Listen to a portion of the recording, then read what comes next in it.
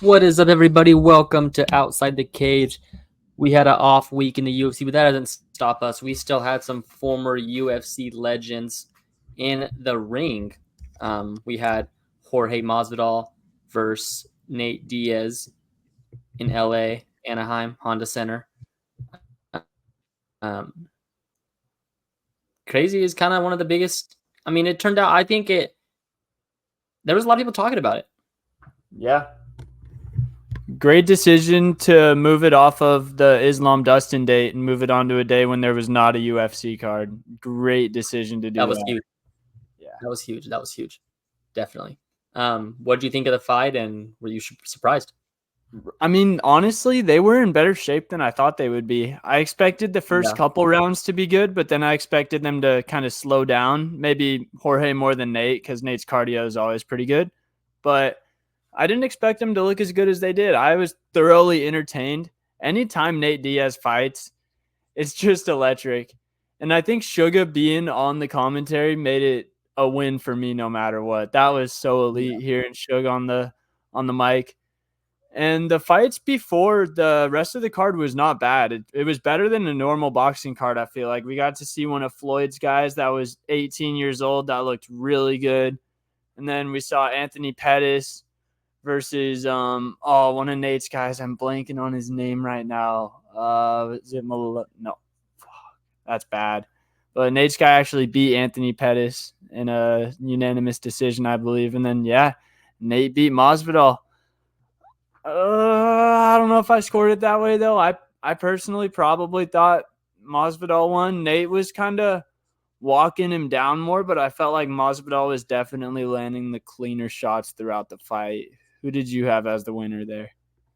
Yeah, obviously we talked about before it. I had Masvidal method by decision. So obviously, biasly, I was going for Jorge. I kind of watched it back today, and I still kind of had the same thing. Again, when it's that close and you have money on it, you're kind of naturally going to lean toward the bias. So I'm kind of the wrong person to ask. But as much as I take the bias out as possible, I think that Masvidal won it. Yeah, I mean, there wasn't really that many times where Nate really clocked Masvidal. He was throwing a lot that was kind of half landing, but it seemed like Masvidal was kind of blocking most of the shots. And then when Masvidal landed, it was pretty clean, but Nate's chin is just so good. He doesn't really show any reaction or move back at all when he gets hit. It kind of just doesn't really look like he gets hit, I feel like. As weird as that sounds. I would not have been mad with a draw there, to be honest. It was really close. Yeah. Nate's call out after was pretty funny. He said, so it's 1-1 now. Yeah. I feel like a trilogy would be good, and I would guess they would do it in boxing, but people would be happy with MMA or boxing, definitely. Did you hear Nate call out Jake Paul after? Or Leon? Oh. He said, I want to whoop Jake Paul's ass. I want to go win the UFC belt because I'm the best fighter in the world. Or something like that. Hey, he had Leon wobble. Oh, that shit's so crazy. A lot of people forget he had Leon wobbled in the fifth. I can't believe he survived to the fifth. Leon was putting it on Nate in that fight. Yeah. But anyway, yeah, that was a really good card, honestly, for what it was. I didn't have the highest expectations going in, but it definitely surpassed mine. Yeah, definitely. Yeah, like you said, you know me, I'm not really a fan of the boxing. You're not really a boxer, but like I said, I was impressed and I liked it, and a lot of people were talking about it. So yeah, exceeded my expectations for sure. And what was funny is that Shakur Stevenson was boxing on Top Rank at the same time Nate Diaz and Masvidal were, and nobody was talking about the Shakur fight. And he's probably a top 20 pound for pound boxer in the world. He had a lot of hype before this fight, but he's just such a boring fighter that people were pissed. And the only clips I saw weren't even. Nate's box office, bro. He really is. He moves the needle. When Dana said Nate wasn't a needle mover, that might be one of his worst aging quotes ever. Yeah. I've seen some people on like Snapchat or Instagram saying like, I'm ready for the fight night, and I was like, there's not UFC tonight. And then I was like, bro, they're really like, it's like they're like people are getting together to watch like fight. That was cool. Hell yeah, dude. Nate Diaz, bro. He does that, and he is just Who do hilarious. you I like would next love for him?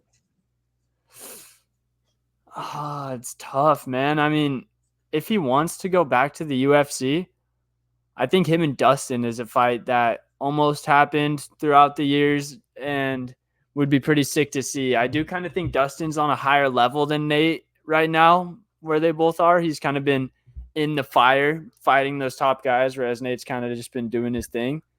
But I mean, if they want to make some money, I think that's pay-per-view headliner non-title fight worthy. If you Nate stack has the to go card. back to the UFC, bro. Nick went back. Nate has to go back. Nick went back multiple times. That's true. That's insane that Nick's fighting in Abu Dhabi. Yeah. I've heard a lot of people saying he might pull out because he doesn't know that you can't smoke weed over there, but he has to know that. He for sure doesn't know yet. You don't think? I feel like they would have to have like his agent should tell him that before he signs that contract. Yeah. It's crazy. But I don't know who I really. Yeah, I mean, if Nate does go back to the UFC, I would love to see Dustin, honestly, or Connor. Just in general, not even like the UFC, just in general. Like, who do you want to see him fight, box? Like, what do you think? Like a person out there. It's hard to think of another boxer besides Jake Paul. I don't really want to see that again because I kind of think it would go somewhat similar to their first fight. Maybe a Mike Perry. Oh. Depending on how Mike Perry's fight with Jake Paul goes. I like that. I could see Mike Perry. Kind of in that similar circle. Yeah. I like that. I like that one. What about for Masvidal? First boxing appearance. Yeah, I mean, like you said, it was close, but I think if he would have won that one convincingly, he for sure could have had a Jake Paul look. Yeah, and they have history too. I remember they were beefing for a while back before Jake was really on anyone's radar in the boxing world. Yeah, I don't know who I like for him. It's tough. It's you never really know because like this whole celebrity boxing thing, it just kind of comes out of nowhere. So it's like you see names like, oh, I didn't even think about him. And it's hard for these guys because they're kind of in a class of their own. It's not like they're in that like world class boxing level, but they're definitely a lot better than the influencer boxers that you see on those like KSI cards or whatever. What about Masvidal, Luke Rockhold? Dude, that's crazy. Luke Rockhold was kind of coming into my mind too. He definitely did not mess with bare knuckle boxing. I want to say, fuck with that. Dude, I feel like he was beating Mike Perry in that fight, but he just kind of stopped. He's like, screw this. Like, I'm done. I'm done. I think one of his teeth just flew out, and he's like, no, I'm too good looking to be doing this. I would love to see Masvidal and Luke Rockhold. That would be elite. What about any current UFC guys that are kind of nearing the end of their career that you could see making the jump into the boxing world? Probably in that lightweight to welterweight, maybe a small middleweight. I'd have to look at the rankings to give you a clear name. I don't know because I don't want to see anybody do it. So for me, it's kind of like hard to like really like give a clear like. Let me see. I'll look at the rankings right here and give you somebody that I would. What comes to mind for me is like a guy that's kind of on the tail end of his UFC career. Maybe in a Tony Ferguson tier where you almost don't want to see him fighting the UFC level guys anymore. Yeah. But you'd still want to see him fight in those boxing matches. I don't want to see Tony Ferguson fight anywhere, anytime. No, definitely not. I was just saying someone kind of in that stage of their career, maybe not quite at Tony's level. But who's more likely to fight in the UFC next, Masvidal or Diaz? Diaz. I would say for sure. I don't really think Masvidal has any realistic chances of going back to the UFC, but for Diaz, that dude's going to move the needle no matter what. So I feel like that window is always somewhat open. Yeah. It's tough because the Conor fight's always there, but you have to assume if Conor goes out and beats Chandler, Like these type, they're giving him a title shot. Yeah, like we always say, no one's going to say no. If Conor has somewhat of an argument for a title shot, everyone wants it. Everyone involved. Yeah. So, I mean, I don't know if he'll get a shot at Leon or a shot at Islam, but the Nate fight's hard because it kind of have to be like now, or if he loses the Chandler fight. Yeah, or if the Chandler fight just never ends up happening, that's not completely off the table. Oh, that's not completely off the table either yet. Yeah, but if it doesn't happen, it's because of Conor. So, like, it wouldn't be because of Chandler. Yeah, I guess like maybe Conor just passes over Chandler is more what I was thinking, because Conor No, versus I don't think Diaz so. makes a lot more, maybe not a lot more money than Conor versus Chandler, but it's definitely doing bigger numbers. And it makes more sense for Conor. If you're a Conor, Yeah. who'd you rather fight? I don't know. I think it's a good look. I think both of them are kind of a good look for Conor. Probably Nate, just because the money. You still think he beats Chandler? I think he's too slicey. I think if he has a camp, I think he's too slicey for him, bro. Chandler, yes, Chandler's in better shape, but I think Chandler's just so reckless. Yeah. He's gonna get caught by something, because that's Conor's bag right there. Yeah, I know Chandler's been in big fights. He's been in like title fights, but it's just different with that type of environment. It's gonna feel different. I don't think he's gonna know how to handle himself.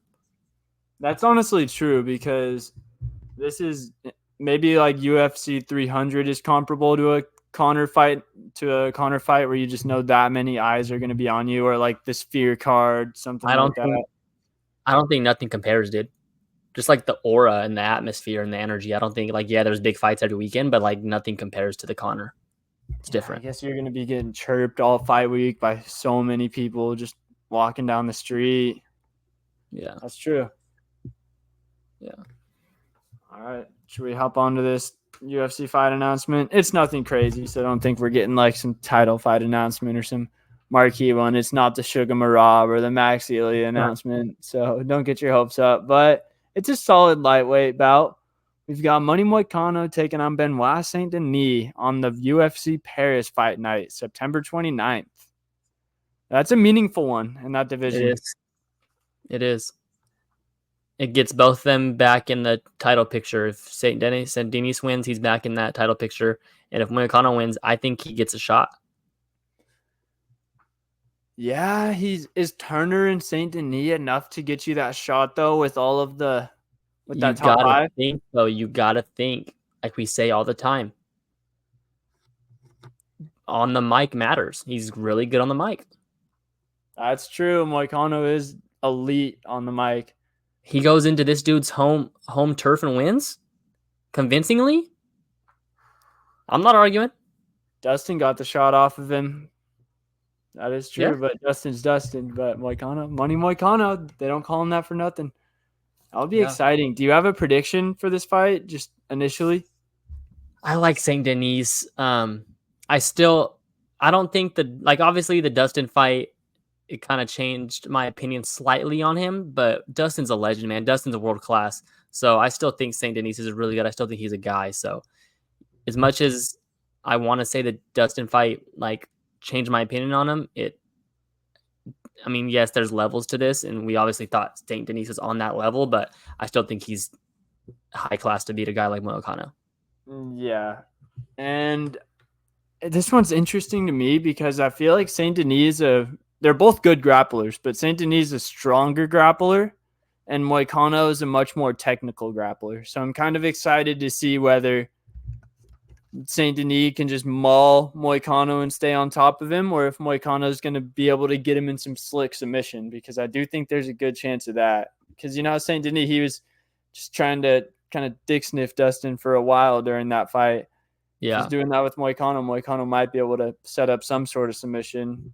Yeah, and it's definitely interesting to see how he comes back from that fight. It's, obviously getting beat like that, it can kind of ruin your career, or it can be a learning lesson and turning point. So interesting to see. Yeah. And he did say he had that staph infection. There were pictures of it to back it up. So Yeah. Could be a chance. Also for UFC 306, we got a few fight announcements. Nothing major, probably not even any main card ones. I don't know where my phone went. I was going to pull up the rest of them. Oh, here it is. But your girl, Yasmin Haregi, she's going to be taking on Caitlin Souza. So, Joaquin Yasmin. yeah, big opportunity for her. They like to put Yasmin on the big card. She was on International Fight Week last year. Got to be on the Sphere card. We've got Irene Aldana versus Norma Dumont. Ooh, good one. Here's one I'm really excited for. Michelle Pereira versus Anthony Fluffy Hernandez. Oh. I should have. That's up there with Moicano and Saint Denis for me, man. I'm a big Anthony Hernandez guy, and this is going to be a great opportunity for us to see if Michelle Pereira can do what he does against a legit guy in this middleweight division, because he's looked like a world beater so far, but we haven't seen him against a legit opponent or a legit top opponent. And then Edgar Chairez versus Kevin Borjas. Chairez is pretty good. Power in the hands. And then Renato Rodriguez versus Odie Osborne. Those are the only ones we got so far. I don't know if it's going to be Suga. I feel like they would have told him by now, but they haven't. It's kind of getting like 300 vibes. They're just waiting and waiting and waiting, and then you're gonna get too late, and it's like, we'll just throw something together. Yeah, and they're sure good at that. Yeah, dude. I was thinking about this, bro. So have you seen videos of inside the Sphere, just like for a concert or whatever? Bro, I feel like that might be pretty nuts if you're fighting. Like, it might be kind of hard to concentrate on your fight. It's weird. That's why, like, when I say, like, I think I've seen it, I guess I've seen it. Like, you just, like, see what's in there. Like, you don't, like, you're in the world or whatever it's showing. So it's hard to tell, like, what it's going to look like. Yeah, dude. Dana White said, like, the NHL draft looks like chicken shit compared to what the UFC is going to look like. And then he said that they're hiring a director and a camera crew to, like, shoot the event like a movie in a way to make us feel like we're in the crowd. So it's going to be nuts, dude. Yeah. I might buy this one just to show my support to Dana. Yeah. But I don't know, because you're just giving ESPN the money. I don't really know how that all works. I heard ESPN just gets the pay-per-view money and then gives the UFC a flat rate. So I don't know. But that's for your card. It's going to be something. I heard MMA Guru saying he thinks fighters might have like epileptic seizures in there when they're fighting, because of like if you're getting hit in the face, that's already like flashing lights, and then the flashing lights of the Sphere too. Yeah. So it's not completely out of left field. I was kind of thinking something along those lines too. Maybe not a seizure, but just kind of it messing with your head. Or like if you get rocked once and then you just see a bunch of lights and you're like, oh, and then you can't get back into it as quickly as you usually would. Yeah, definitely be a weird feel in there. I'll tell you what. Don't attack me here. I'm really excited for the main event this weekend. No, dude, it's an interesting one. Let's get into this. I'm all in on it, bro. I'm all in on it. Yeah? I love this fight. I love it. Okay. Hey, do I love it as a main event? No, but you already sold me on a live fight night. You know how I love those. And then I like this fight a lot. All right. Who do you got in the main event? Tracy Cortez. Dude, that's crazy. She's undefeated in the UFC. Nobody talks about that. Yeah. Nobody talks about Tracy versus Rose Namajunas. Cortez underdog plus 190, Rose minus 235 favorite. I like the odds there. I love Tracy Cortez, but I genuinely think she gets this done. No bias. You're not worried about the short notice for her? Nah. We're good. I believe home crowd for Rose kind of scares me a little bit, but other than that, nah. One other thing we've got to throw into our betting is altitude. Oh. Yeah, because Rose, I'm not sure if Rose still trains in Colorado, but she did for years at least with Trevor Whitman. So I'm guessing she's still in Colorado. So that's another one that kind of scares me. I think the last card that was in major altitude was, I think it was Mexico City. And Brandon Royval trained in Colorado, and Moreno didn't train in altitude. And that showed greatly in that fight. So That is something that's going to be kind of scary. Where does Tracy train at? Fight Ready. Oh, so she's in Arizona. Yeah. They got some mountains they could go climb up in. Yeah, that scares me actually. Good call there. My Who do you bad. I like? didn't mean to throw you off, but we definitely want you going in with everything equipped. Dude, one thing that I do like about Tracy here though is that she just has that winning mindset right now, just kind of that mental invincibility. She hasn't lost in the UFC yet. She lost her first UFC or her first MMA fight ever, and that was it. 11 fight win streak. Meanwhile, you look on the other side, Rose just kind of, yes, she did win her last fight, but it wasn't a crazy impressive win. Lost her last two before that. Kind of fell off the cliff a little bit. Hasn't been training with Trevor Whitman full time anymore, which is a big mistake, like we always say. So I definitely knowing how to win for Tracy is just so huge for the mental and just like grinding out wins. Like that means a lot no matter who you're fighting is. A win's a win. Learning how to win is key. Yeah, that's facts. Patrick Mahomes. But yeah, I don't know. I think I was thinking Rose by decision, honestly, here. I kind of think Rose is a better striker, and she's a good enough defensive wrestler to be able to keep it on the feet, and hopefully she learned from her Carla Esparza fight where she defended the takedowns but then just did nothing with it. So here's some odds.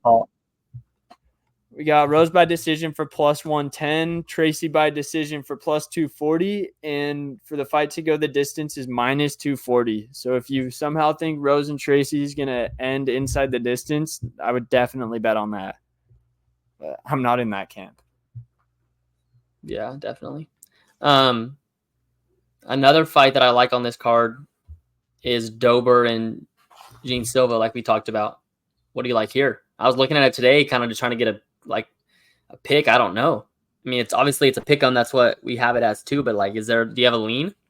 Yeah, probably Dober, just because Gene Silva's taking this fight on short notice, and it's in the altitude. Dober trains out of Colorado, I believe, so he's used to the altitude. Silva just fought at featherweight. Was it 2 weekends ago at UFC 303? He did look amazing in that fight, but he still had to cut down to featherweight. And now he's fighting again at lightweight, so the cut's not going to be as bad. He is 27 years old, though, compared to Drew Dober's 35. And I think this fight's just going to be a train collision or whatever that, I don't know, just a big-time collision in this fight. Two guys trying to knock each other's heads off. And I don't know. Yeah, I'm probably leaning Dober here, but I'm going to bet for the fight to end in the first round. Oh, okay. Just for fun. I don't know what the odds are yet. Let me find that out. But Mike could probably just get it under 1.5, buy yourself a little more insurance. Facts. Why not? But I think that fight has fight of the year potential to be in the conversation for fight of the year. Can you have a fight of the year and in the first round? That's what I was kind of thinking. It might have to be more round of the year. Yeah. Dude, our guy Charles Johnson stepping in to take on Josh Vaughn on short notice. Big time fight for Johnson here. Could really cement himself as a contender in that flyweight division. You know what's crazy? This is his 9th fight in a 2-year span. Yeah, the guy likes to fight. Yeah, man. Hats off to Charles Johnson, especially at 125, because he's not even a small flyweight. I want to say he's like 5'8" or 5'9", and he's cutting down to 125 that many times. So that's a guy that just stays ready, stays in the gym, a true professional. And I'm sure he's made some good money. Yeah. He might kind of be carving out a Jim Miller style career on the pay side of things. Jim Miller just sneaky made a couple mil in his fight purse. Hey man, if you stay healthy and you get out of fights with no damage and you're ready to fight, you can make a lot of money in this promotion. Mm-hmm. And I have to bet Charles Johnson plus 210. It's definitely going to be a tough task for him because Vaughn is legit, but he's 22 years old and Charles Johnson is also legit. So we're going to get to kind of see a big test for Vaughn here. Yeah. Ponzinibbio Or is that not? Oh, yeah, that's on here. Ponzinibbio versus Muslim Salikov. They both got knocked out in their last fight. Ponzinibbio got knocked out by Holland. Salikov got knocked out by Randy Brown. So I think I'm going Yeah. to bet under 2.5 here. Yeah, if that's there, I'll take that. I'm kind of liking Ponzinibbio by knockout too, though, but I might just take that or 2.5 with you just in case.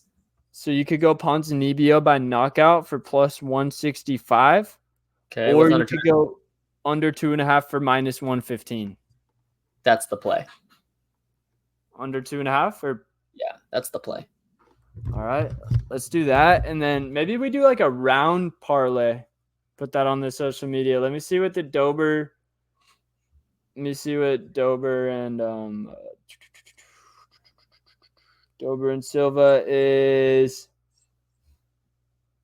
even money for under 1.5 rounds. That's crazy. Oh, yeah. That's the Vegas play. knows it's a bar bunner too. Yeah, that's and the then play. we go over 4.5 for Rose Tracy. Let's do it. Let's lock that in. Maybe over 1.5 for Charles and Vaughn also, because I feel like that one will probably go into the second or third round. Yeah, for sure. Also, little history note for Denver and the UFC there. The first UFC event ever, UFC 1, took place in Denver, Colorado. Shouts to UFC 1, baby. Yeah, back in I guess it would have been 1994 because we're on 30 years right now. So, yeah, 1994, Denver, Colorado. That's when UFC 1 took place. We wanted to talk about just a little look ahead. UFC 304, Edwards and Muhammad 2. Before we got on air, I kind of told you my bet. So I put in a bet this morning at minus 200, 300 to 150 on Leon Edwards. Obviously we saw that first round the first time, and then just obviously the different level that Leon's at now. So I'm all over Leon. Do you have any opinion on anything's changed since then? Nah, I'm all over Leon as well. The only kind of analysis I'll provide in Bilal's favor is that he's always been a slow starter. Yeah. So he was getting his ass whooped in that Leon fight, but considering who it was, it's not like it's Michael Chandler losing a first round. It was Bilal Muhammad losing a first round. He might have gotten 10-8'd in it, but if there's someone that could come back from that and kind of grind his way out, it would be Bilal. But I think Leon, those two Usman fights and the Colby fight just has Leon almost wrestler proof at this point. Bro, Leon's so much better than that first 5 minutes versus Bilal. Yeah, so that's the only, other side analysis I would provide. But with that being said, if I had the money, I would also do that bet. I'm confident in Leon as well. What about Aspinall at minus 260 against Blades? Is that worth it, or it's getting into Blades territory for me? I don't know, dude. Aspinall's good. Aspinall's so good, bro. He's bouncy, slicey, powerful, everything. I might have to see the odds for Aspinall by knockout, but it's kind of getting Blades category for me. If it gets into plus 300, you gotta take Blades. I was thinking today on the way home when I was driving here, Bobby Green or Patty? Bro, I've got a hammer Bobby. Really? Is it a hammer? I mean, if Bobby Green and Jared Gordon fought, you'd be hammering Bobby, right? Yeah, Jared beat Patty. I don't trust that. Yeah. I mean, dude, Patty didn't even look that great against Tony Ferguson. Bobby Green looked better against Tony than Patty did, I would say. And bro, we got the odds right here and us. You're a guy on the edits. Thank you. Got kind of lucky with this one, honestly. Makayev and Kape. That's a fucking fight. Yeah, hopefully it actually happens. Kape drops out of every single fight he ever signs the dotted line for, but I don't know. I feel like I'm gonna bet Kape just like to have fun there, because Makayev, if he wins, it's gonna be in a boring way. But yeah, I don't know. That's a good one, bro. That's a good one. And then Arnold Allen versus Giga. We met Giga, waiting for the taxi at International Fight Week last year. Arnold Allen, big favorite there. He is. I was high on Giga, bro. He fell off. COVID quarantine Giga was different. Yeah. That's when he was a guy. Dude, that Calvin Kattar fight, I think that kind of knocked Giga off his high horse a little bit. Yeah. He's still trying That's a really good card. Excited for that one. Yeah. Really good. I was going to come on here and say that the Abu Dhabi card might be better, the one that's a week after. But then Not I looking at started it. looking at it and it's not. But Yeah. that Abu Dhabi card for a fight night, that thing is different. Because you got 1, 2, 3, 4, 5 bangers on the card. Yeah. Let me get Nathaniel Wood's always a good fight. Meatball Molly, she could always get a knockout. Yeah. Even, dude, a lot of those British guys that they throw on these pay-per-view cards are pretty entertaining fighters. Like Christian Leroy Duncan, I believe he was on the Leon Usman 3 card as well. I remember Sam Patterson. I think he got knocked out pretty brutally last year. Modestus opening up the card. I can't wait to dive into this card and have some bets for it. It's going to be exciting. Yeah, facts. Gonna have to get all the edits for that. Let me see. Yeah. Okay, for Sandhagen or Magomedov, free fight night on ABC. So headliner, Corey Sandhagen, Umar. Co-main event, Vicente Luque, Nick Diaz. Third fight, Cheeto versus Figgy. Fourth fight, Ferguson versus Chiesa. Fifth fight, Mackenzie Dern versus Lupe Godinez. So it's close, but you just got, I mean, obviously Leon Bilal's title fight, Blade's Aspinall title fight, and then I mean after those top two, you can kind of convince me. Yeah, it is close. I think the fifth fight's a pretty big difference maker, though. Arnold Allen versus Giga is a lot better than Mackenzie Dern versus Lupe. Yeah. But Mackenzie Dern on her own, man, they could just have her stand. They could have her be a ring girl, and I'd be happy with that. Yeah. Yeah, good, great card. I can't wait for this one. I'm excited, dude. It's funny how June and July was supposed to be like this huge thing, but then we kind of had some fallouts. It was still great, but it was decent. But we kind of have more to look ahead to now because Sandhagen got moved back. Then we got Dricus and Izzy in the fall, and then we've got the Sphere. Then we've got Abu Dhabi. It's crazy. We're already more than halfway through the year. Yeah. Ridiculous. Yeah, life happens fast, bro. Fast. Days go slow, but the years go fast. You got anything else before we get out of here? I don't, man. Excited. Me too. Glad to get out. Glad to get out 30 minutes on a slow week. Yup, always, man. Always great talking to you. And what about Olympic basketball, bro? I think France, I'm crazy on the Wemby train. But I think I like France, but you gotta have good guard play. Yeah. They don't really. Yeah, they're big, don't get me wrong, but you gotta have good guard play. USA is too skilled, bro. If USA decides to play, bro, there's two guys I don't bet against in basketball, and it's Steph Curry and LeBron James, and they're on the same team. So, and then just add KD. They're not letting us lose, bro. Steph and Bron are not letting us lose. Yeah, bro. What if Wemby just drops 60? I don't know, dude. I just don't know who guards him. I guess they double team him. But you can use the same.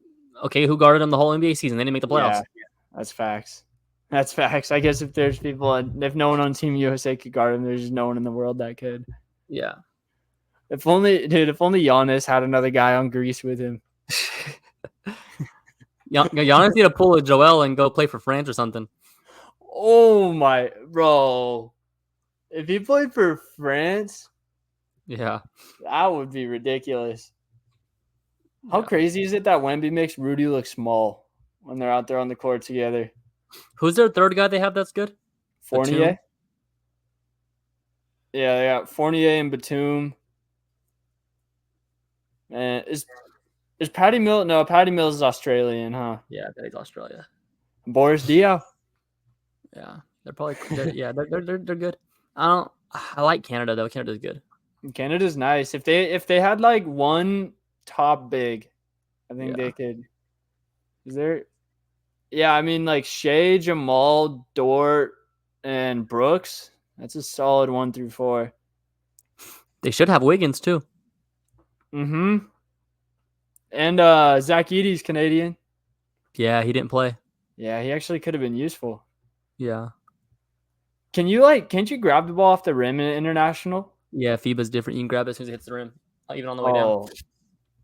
That's why Wemby's gonna be a cheat code.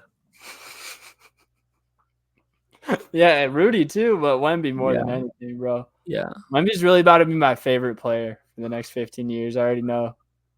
Yeah. I almost wish we dropped like the 150 to go to that summer league game. Looking back at it, but Yeah, did you say we were there?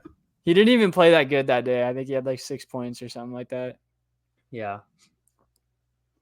Did you watch Bronny in summer league at all? Nah. Me neither. Oh, is the Tahoe tournaments going on this weekend for golf, bro? I wish it was a few weeks earlier so Steph could have tried to defend his title there. I know. Does it start tomorrow? I think so, yeah. Yeah. Shit. All right then. Thank y'all for tuning in, and we will see y'all next week with some. I think we got a fight night next week. Amanda Lemos versus a long last name. Amanda Lemos versus Gianni Drabadebas. Yes, sir. We'll be here. Doses.